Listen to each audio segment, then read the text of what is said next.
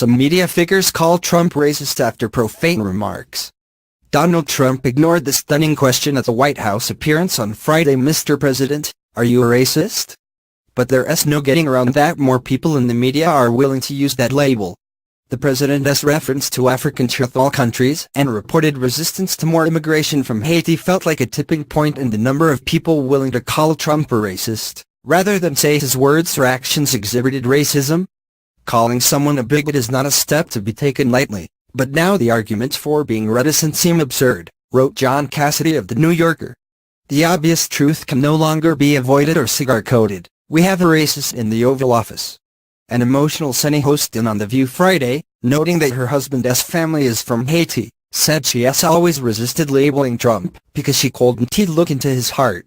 I can say now, Donald Trump is a racist, she said. I hate saying that, but I can say that now. MSNBC's Rachel Maddow called him an openly racist president. In using the same label, CNN's Don Lemon asked, how many examples do you need of this? CNN's White House correspondent Jim Acosta said that it has a disturbing pattern, because it seems to come back to one truth here, and that is that this president deep down may just be a racist. Guys, I don't know how to break this to you, Trevor Noah said at the opening of Comedy Central's The Daily Show. But I think the president might be a racist. Before he was president, Trump once called civil rights activist Al Sharpton to complain that he called him a racist, and Sharpton said he corrected him. He was speaking about his actions and not him. The distinction is important to Sharpton. But Trump's long effort into questioning former President Barack Obama's birth certificate convinced Sharpton that there might be a deep-seated problem. You don't want to just call people names that you can tee back up, he said in an interview. You don't want to call a guy a thief. But if he keeps stealing things, he is a thief. The Associated Press might quote someone calling another a racist, but would not make the accusation on our own absent incontestable proof, said John Danishevsky, the AP's vice president for standards. A group might be labeled racist if it proclaims racial superiority. Words or actions could be characterized as racist, but the AP would have to show in its reporting that they're overtly based on race, he said.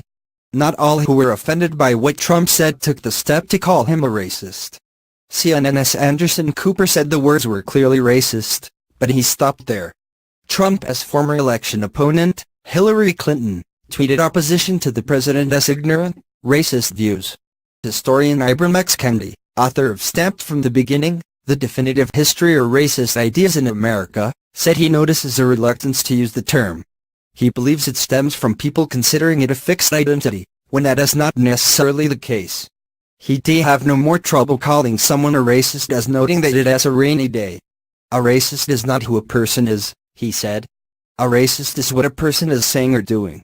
No one at the Trump-friendly Fox News channel has called Trump a racist. But he has received some blowback there. Brian Kilmeade, co-host of Trump's favorite morning show, Fox and Friends, said that the president made a mistake in making those comments, no question. Conservatives expressed concern more about the weapon Trump had given to his opponents than at what he said. Former Fox anchor Bill O'Reilly wrote that the Trump-loathing media is dancing in the streets over his words.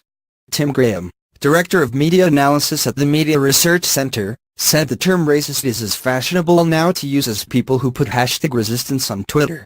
It is too much for an objective journalist to call the president a racist, Graham said. Journalists can, and probably will, note that critics say his remarks have a racist connotation. Some of Graham's ideological opposites, however, are well beyond him.